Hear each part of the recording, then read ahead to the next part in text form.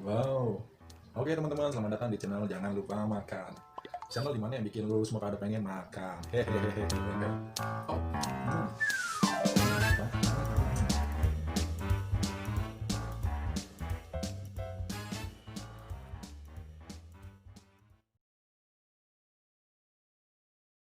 Halo, selamat sore karena di sini sudah sore. Oke teman-teman, langsung aja ya. Di sini bahan-bahannya otomatis di sini pasti kita memerlukan ceker. Nah, ini ceker ayam ya. Dan juga bakso. Oke, next kita ke bumbunya.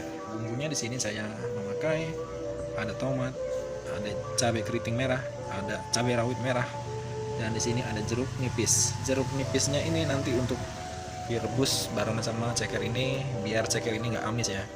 Oke, next di sini saya ada bawang merah, bawang putih, dan lalu di sini ada batang serai, ada jahe, ada kencur, ada daun jeruk, daun salam. Oke teman-teman, langsung aja kita eksekusi ya teman-teman.